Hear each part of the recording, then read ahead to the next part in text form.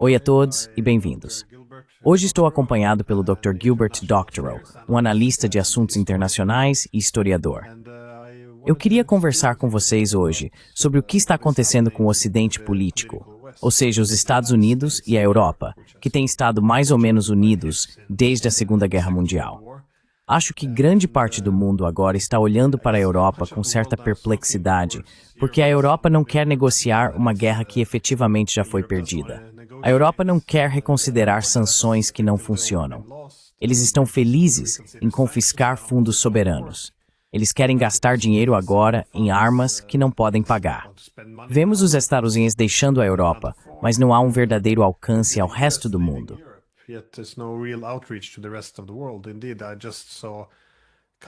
De fato, acabei de ver Kaja Kallas, a primeira-ministra da Estônia, culpando a China por ser o principal facilitador da Rússia na Ucrânia. Então, novamente, não está claro para mim o que se pretende alcançar ao repreender a China, especialmente em público.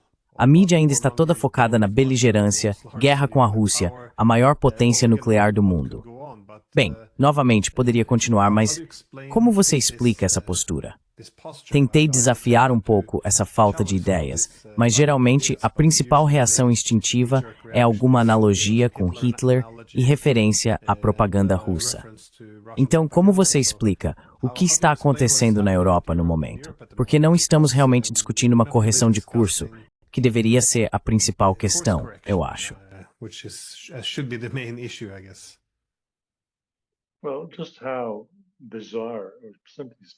Bem, o quão bizarros e, simplesmente falando, estúpidos esses desenvolvimentos na Europa são, ficou claro para mim quando vi na televisão russa a delegação visitante da Bélgica, liderada pelo primeiro-ministro e seu ministro da Defesa, ministro do Comércio e Relações Exteriores. Eles tinham em seu grupo os líderes de alguns dos mais importantes fabricantes de armas da Bélgica. E embora a Bélgica seja muito conhecida por seus chocolates excelentes, ela também tem uma indústria de armas bastante boa. Sempre teve. Eram armas leves na maior parte, mas ainda assim as tecnologias estavam lá. E lá estava o Sr. Wever apertando calorosamente a mão de Zelensky e toda a sua equipe, e todos pareciam muito satisfeitos consigo mesmos.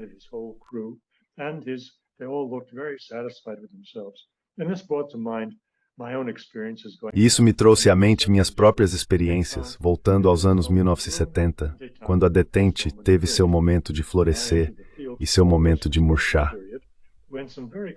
Eu entrei na área mais ou menos no período de murchamento, quando algumas empresas americanas muito conservadoras decidiram entrar na União Soviética para mostrar que também eram altamente competentes em assuntos internacionais. Bem, elas entraram, é claro, nos dias de declínio. O que estou vendo agora me parece a total estupidez de entrar em Kiev, quando o regime está em seus últimos suspiros. E todo mundo sabe disso. E entrar oferecendo 1 bilhão de euros em assistência militar este ano e todos os anos no exato momento em que o primeiro-ministro está em um conflito muito difícil com os sindicatos na Bélgica e com o público em geral pelas medidas de austeridade que estão sendo impostas domesticamente.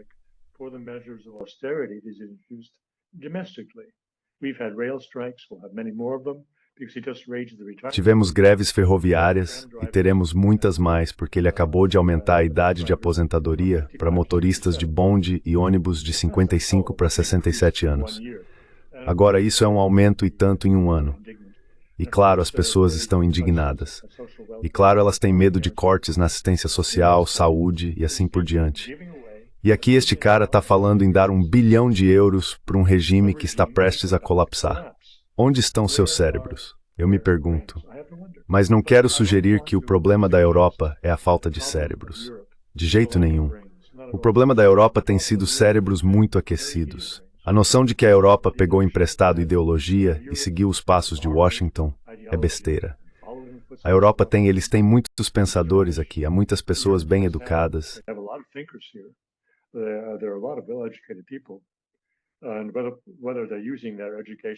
E se eles estão usando sua educação de forma adequada ou não, é uma questão separada. Mas não é por falta de treinamento e vontade de entrar no diálogo político que os europeus sofreram. Pelo contrário, aqui na Europa, tivemos pensadores de princípios neoconservadores. Eles não precisaram todos ler Robert Kagan. Eles não precisaram todos ler Fukuyama. Nós tivemos os nossos aqui na Europa. Você está vivendo muito perto da casa de um dos maiores pensadores e atores da Europa, Carl Bildt. Carl Bildt nunca ficou sem palavras ao espalhar as teorias do movimento neoconservador. Portanto, houve um neoconservadorismo indígena na Europa de proporções consideráveis.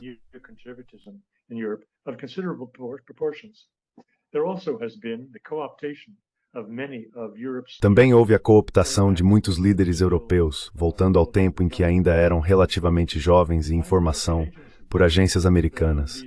Esses programas de futuros líderes nos quais foram inseridos, seja o absoluto idiota Fairbanks ou colares de caiaque. Bem, você pode passar por uma lista inteira de Leo ou Macron, uma lista inteira de personalidades que, de uma forma ou de outra, em várias fases iniciais de suas carreiras, foram cooptadas por organizações de propaganda americanas.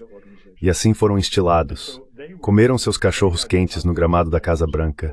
Viram a glória de fazer parte dos governantes da raça humana. E essas pessoas estão profundamente enraizadas na ideologia unipolar americana.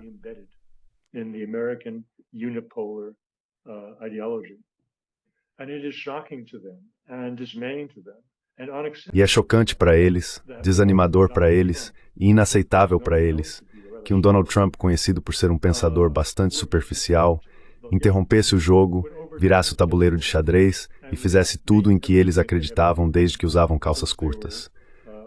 E é aí que estamos hoje.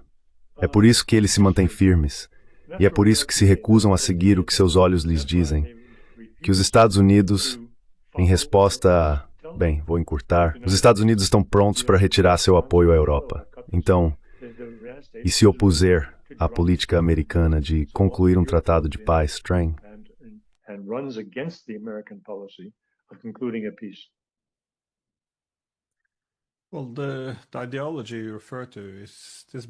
Bem, a ideologia a qual você se refere é melhor descrita como hegemonia liberal.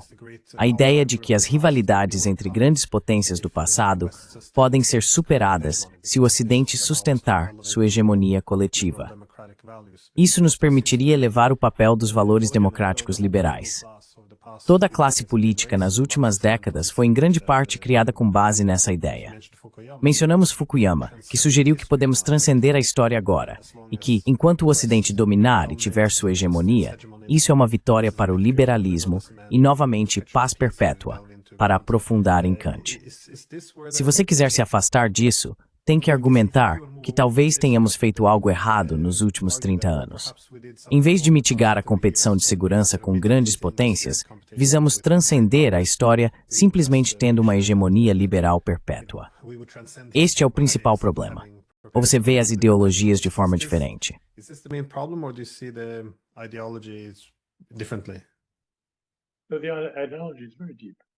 A ideologia é muito profunda. Ela é muito profunda. E começa com coisas, pequenas noções simples, que parecem evidentes, mas são absolutamente baseadas em nada. A noção de que países democráticos são amantes da paz porque são fortemente apoiados por suas populações e, portanto, não precisam resolver seus problemas políticos lutando guerras no exterior. Enquanto isso, países autocráticos, autoritários, são necessariamente belicosos. E como a Europa é um projeto de paz, near Harry Statris is Parisis.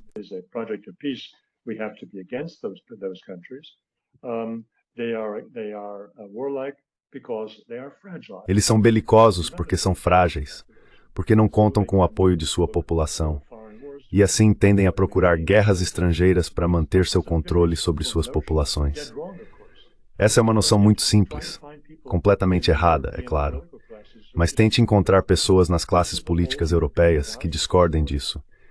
Esta é toda a história dos valores europeus que compõem todas as instituições que estão a 3 quilômetros de mim, as instituições europeias.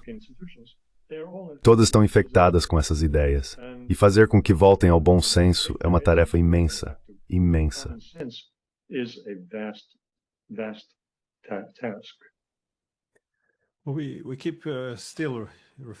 Ainda costumamos nos referir à Europa como algum tipo de entidade coesa e unida, mas meio que apostamos tudo nessa aliança com os Estados Unidos.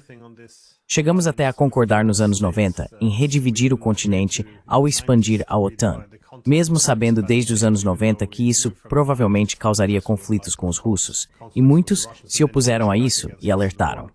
No entanto, o pacificador americano na Europa era visto como um componente central da hegemonia coletiva ou hegemonia liberal. Mas o que acontece agora é que os americanos provavelmente se afastarão, pelo menos em certa medida, à medida que estão mudando suas prioridades ao redor do mundo. Você já vê rachaduras na unidade europeia? Ou que direção você prevê?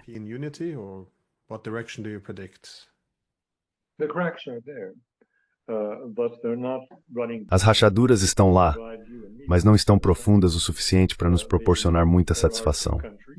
Há dois países que se destacam onde os líderes foram notavelmente ousados, da mesma forma que Trump foi ousado, ao enfrentar a oposição unida de todos ao redor. Estou falando, é claro, da Hungria e da Eslováquia.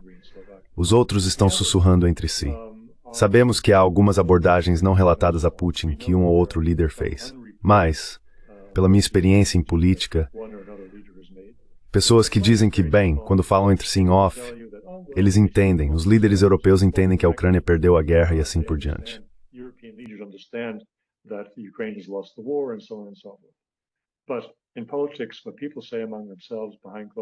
Mas na política, o que as pessoas dizem entre si a portas fechadas é irrelevante.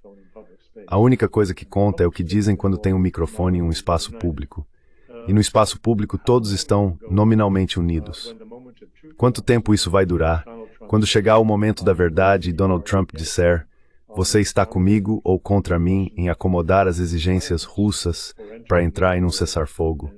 Esse será o momento da verdade, que provavelmente terminará com os Estados Unidos desistindo da Ucrânia. E está indo por água abaixo. Nesse ponto, a Europa terá que se apressar e os líderes europeus terão que se apressar para encontrar uma explicação que não os leve a cair junto com a Ucrânia em chamas.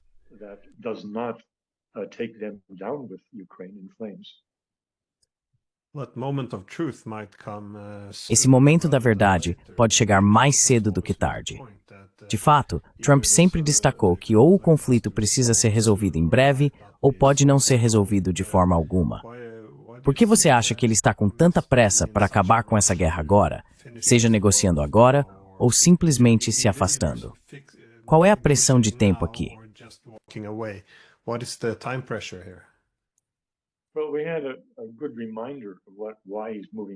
Bem, tivemos um bom lembrete de por que ele está se movendo rapidamente na última semana, quando vimos uma grande oposição, uma oposição generalizada às suas novas tarifas introduzidas de forma caótica e a tentativa de retirar os Estados Unidos de seu desequilíbrio comercial anual insustentável ou déficits comerciais que não podem mais ser financiados. Houve manifestações generalizadas. A televisão russa exibiu na tela algumas dessas manifestações, que disseram ter se espalhado por 1.400 cidades e vilas nos Estados Unidos.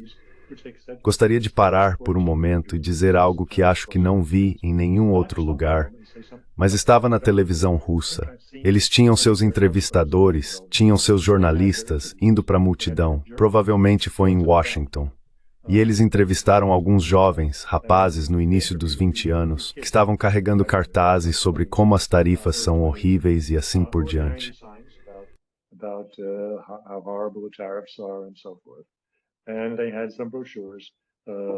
E eles tinham alguns folhetos, panfletos para distribuir. Os repórteres russos foram até eles e perguntaram: "Você pode me dizer por que está se opondo a isso?" Bem, foi um balbuciar. O sujeito não conseguiu dizer uma palavra. Ele não entendia do que se tratava o negócio das tarifas. Ele tinha recebido este cartaz muito bem produzido e os panfletos impressos denunciando Trump. E a conclusão dos jornalistas foi: "Ei, isso foi uma operação de revolução colorida. Isso foi igual ao Maidan. Esses caras foram pagos para fazer festa na rua contra Trump. E para eles é uma grande festa. E eles realmente não sabem do que se trata." Bem, obviamente a USAID não financiou isso. A questão é quem financiou. Os russos não perguntaram. Eu vou perguntar e vou dar a resposta.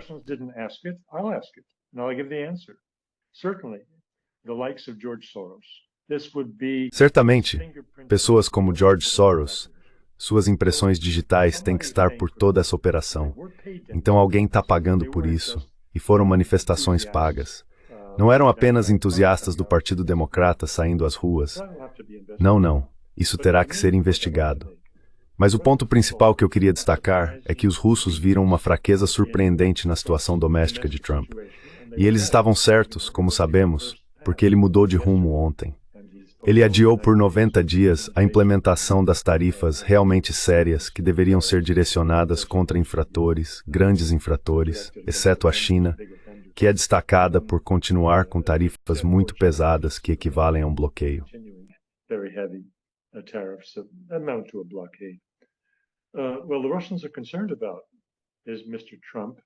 Bem, os russos estão preocupados com o Sr. Trump e sua posição internamente porque entendem que ele é a melhor esperança que tiveram para detente desde Richard Nixon. Eles não querem ver suas políticas destruídas. Eles não querem vê-lo perder sua posição atual. Mas mesmo antes dessa crise surgir, todos estavam de olho nas datas. 20 de abril é quando ele quer ter uma solução final para a disputa com o Irã sobre seu programa nuclear e suas capacidades militares gerais. 20 de abril foi a data final que ele disse querer para a conclusão de um cessar-fogo, pelo menos entre a Rússia e a Ucrânia. E por que essas datas? Bem, são os 100 dias.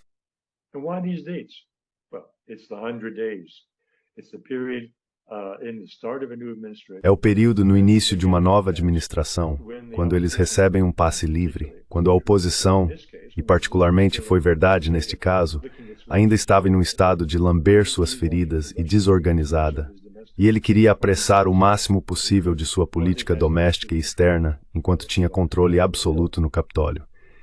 Então é disso que se tratava a pressa. A questão é, claro, qual é a relevância das necessidades pessoais dele para resolver a guerra na Ucrânia. E essa é uma perspectiva realmente americana. O mundo todo vai dançar ao som que Donald Trump está tocando em sua flauta. A conclusão da guerra é uma questão muito complexa e não pode ser resolvida apenas porque Donald Trump J. Este é o meu prazo.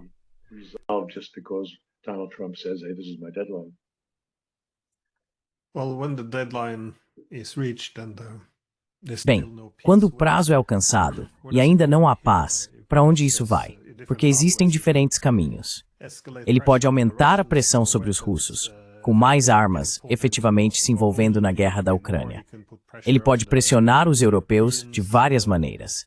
Ele pode novamente desafiar a legitimidade dos russos em relação a Zelensky e cortar o fornecimento de armas, inteligência e logística para pressionar os ucranianos. Ou ele pode simplesmente lavar as mãos e se afastar. O que você vê como o caminho mais provável para Trump? Apenas abandonar isso.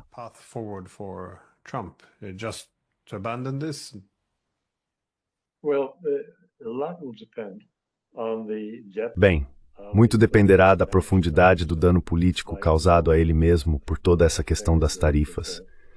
Se ele resolver o problema para os próximos 90 dias, ao dar essa pausa para que todos os 70 países possam vir, e como ele disse em uma declaração notavelmente tola ontem aos republicanos, venham e beijem minha bunda, porque estou dizendo, esses países estão nos ligando, beijando minha bunda. Eles estão morrendo de vontade de fazer um acordo. Por favor, senhor, faça um acordo. Eu farei qualquer coisa, senhor. Se isso acontecer como ele espera, e ele conseguir acordos separados, então ele permanecerá forte politicamente, domesticamente, e poderá seguir o que é essencialmente uma política impopular de reconciliação com a Rússia. Impopular nos Estados Unidos, quero dizer. Então os russos estão observando isso muito atentamente, porque, como eu disse, é realmente de importância decisiva para eles. Eles têm um parceiro de diálogo que pode levar suas propostas de detente até a conclusão, ou não tem tal parceiro.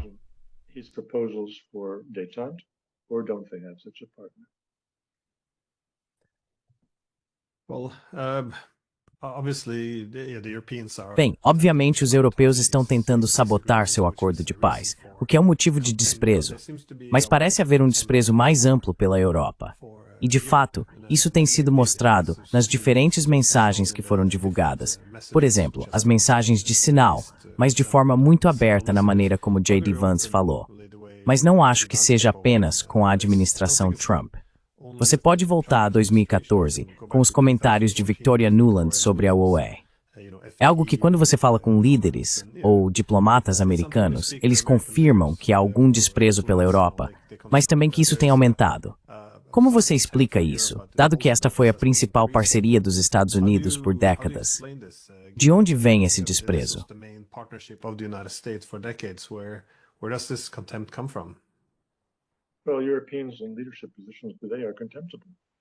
Bem, os europeus em posições de liderança hoje são desprezíveis. Objetivamente falando, este é o conjunto mais fraco de líderes dos principais países europeus que vimos desde o início da União Europeia. Eles eram intelectuais de alto nível, pessoas bem educadas que por uma razão ou outra ocuparam posições de poder. Eram pessoas de qualidade pessoal extraordinária e coragem que lideravam grandes estados europeus. Não estados europeus menores como Eslováquia e Hungria. Eles se foram. Os líderes dos principais países europeus são, um por um, fracos e inexperientes. Eles estão desconectados do mundo em geral e nunca estiveram profundamente engajados.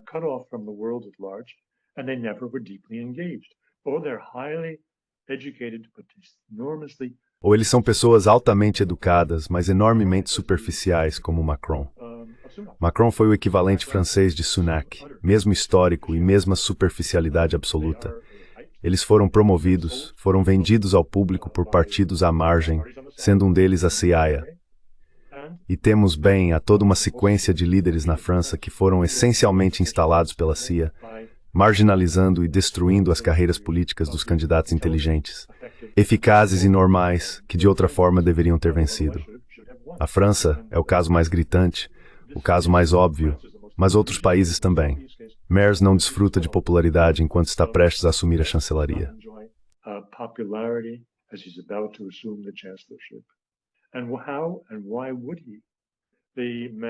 E como e por que ele faria isso? O homem é frio como pode ser. Seu programa é construído sobre a guerra. E muitos alemães podem querer revisitar a Segunda Guerra Mundial por causa do revanchismo interminável que nunca foi extirpado do país. Mas, no entanto, a maioria dos alemães não quer revisitar a Segunda Guerra Mundial e enfrentar os russos. Então, a Alemanha tem um problema sério. Mas talvez tenhamos sorte e Baerbock seja enviada para a ONU. Mas o fato de que uma pessoa assim poderia ocupar essa posição mostra por que os americanos, especialmente os americanos sofisticados, falem eles com sotaque caipira ou não, olhariam para a Europa com desprezo.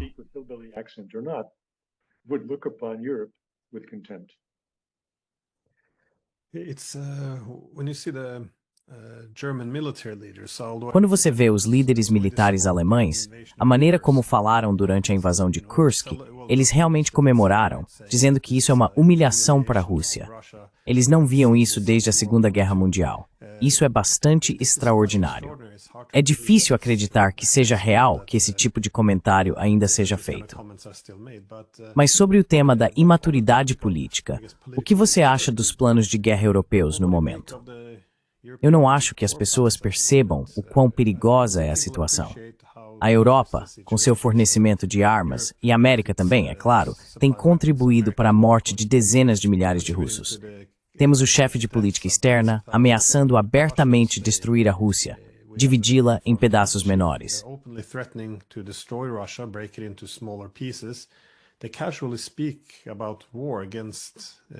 Eles falam casualmente sobre guerra contra a Rússia, novamente, a maior potência nuclear do mundo.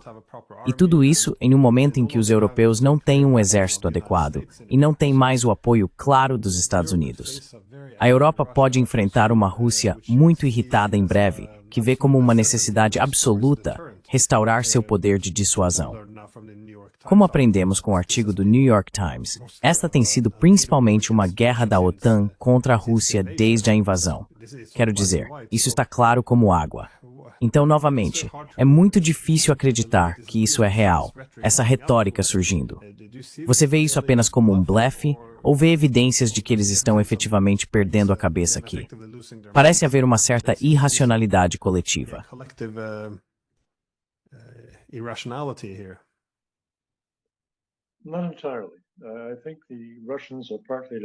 Não inteiramente. Acho que os russos são parcialmente culpados por esse pensamento ilusório na Europa Ocidental. Eles não revidaram. Suas linhas vermelhas foram cruzadas repetidamente. Eles não revidaram. Ter um advogado como chefe de Estado tem vantagens e desvantagens.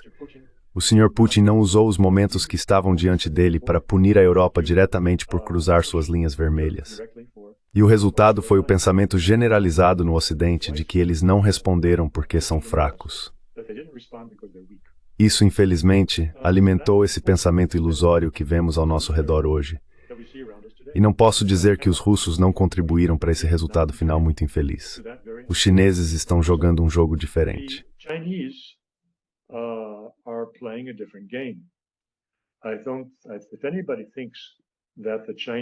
Se alguém pensa que os chineses não usarão um ataque ao Irã para tomar Taiwan em questão de dias ou semanas, realmente precisa ter a cabeça examinada.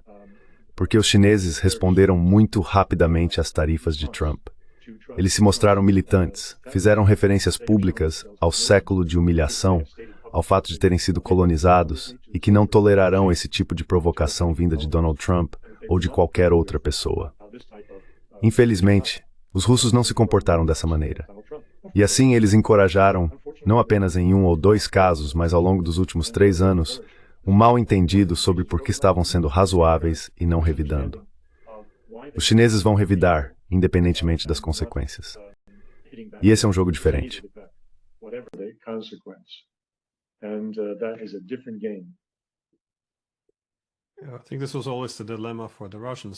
Acho que esse sempre foi o dilema para os russos.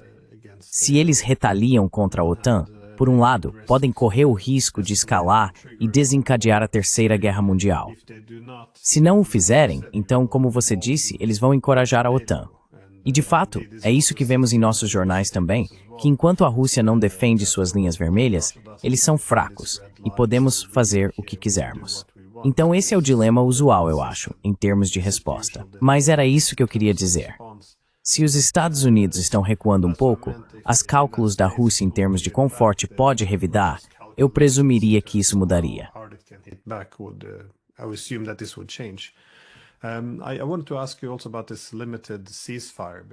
Eu queria te perguntar também sobre esse cessar-fogo limitado, porque não tenho certeza de qual era exatamente o propósito. Se era para construir confiança, ou se eles iam acrescentar a isso para avançar em direção a um acordo de paz mais abrangente. Mas consistia em não atingir a infraestrutura de energia e também retomar o corredor de grãos do Mar Negro para embarcações comerciais. Bem, não parece que tenha sido, acho, um grande sucesso. Acho que isso seria um eufemismo. Mas o que deu errado com isso? E quais são as ramificações de cessar-fogo limitado fracassado?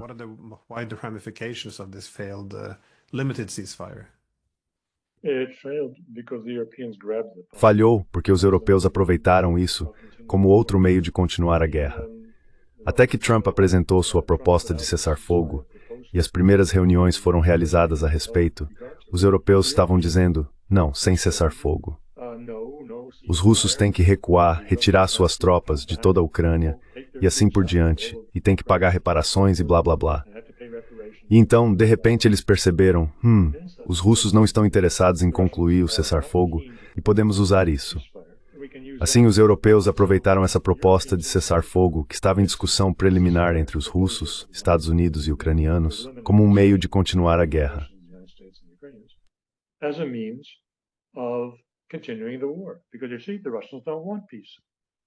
Porque, veja, os russos não querem a paz. Então, isso ganhou vida própria. Do ponto de vista russo, o acordo de cessar-fogo era uma irrelevância. Era apenas para ser um apêndice de um entendimento entre os Estados Unidos e a Rússia sobre como seria o desfecho. Como a guerra terminaria? Quem ficaria com o quê? Isso, aparentemente, tem sido discutido. Não tenho dúvidas de que há um acordo abrangente entre os Estados Unidos e a Rússia sobre como o desfecho se parece. Mas, obviamente, ninguém assinou na linha pontilhada. Portanto, os russos não podem considerá-lo um dado adquirido. E isso não foi ditado por Washington a Kiev em uma base de aceite ou deixe.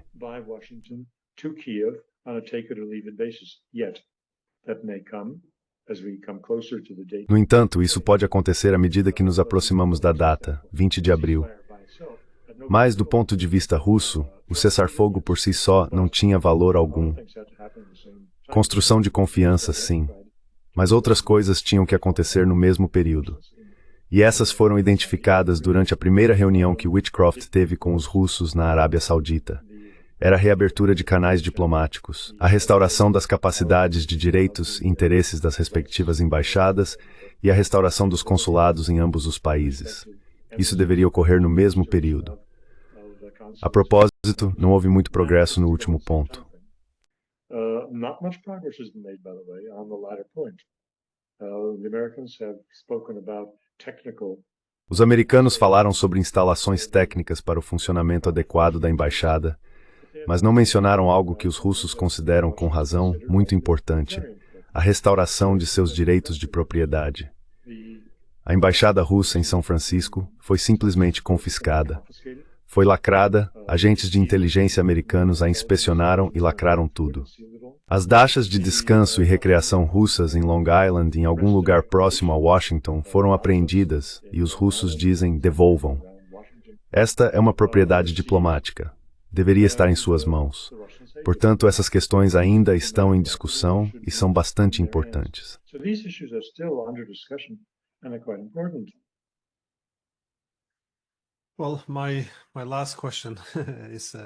Bem, minha última pergunta é apenas: o que você vê acontecendo no campo de batalha? Porque se a diplomacia não está avançando, pode-se supor que a Rússia então se inclinaria mais para a opção militar de resolver a guerra. Você vê alguma grande tendência que vale a pena notar?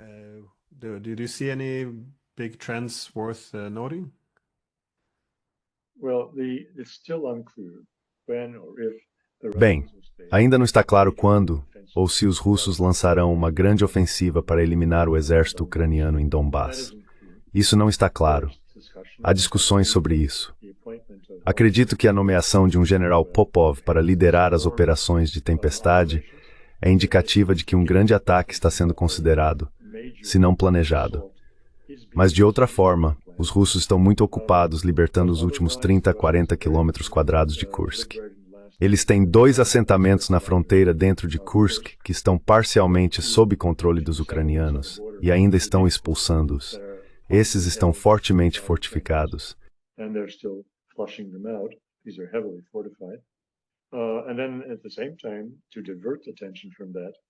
E então, ao mesmo tempo, para desviar a atenção disso, os ucranianos encenam outra incursão na fronteira, no próximo oblast. Então isso está em progresso lento, mas não com velocidade desenfreada. E claro, dia após dia os russos estão avançando na linha de frente de Donbass, avançando, mas não com velocidade ou resultados avassaladores. Avdiivka ainda não foi tomada. É o maior centro logístico que abastece as linhas de frente da Ucrânia em Donbass. E ainda sob desafio dos russos, movimento essencialmente mantido pelos ucranianos. Então isso avança, mas não com velocidade ofuscante. So this moves, but not with blinding speed.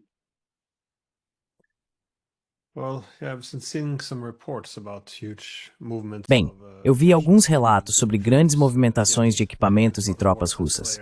Novamente, na névoa da guerra, não está claro quão precisa é algumas dessas informações, mas parece ser o caso.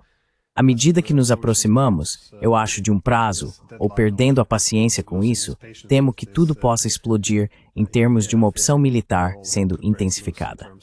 De qualquer forma, Dr. Gilbert Doctorow, muito obrigado novamente pelo seu tempo. Zinnisser, é excelente falar com você. Foi um prazer.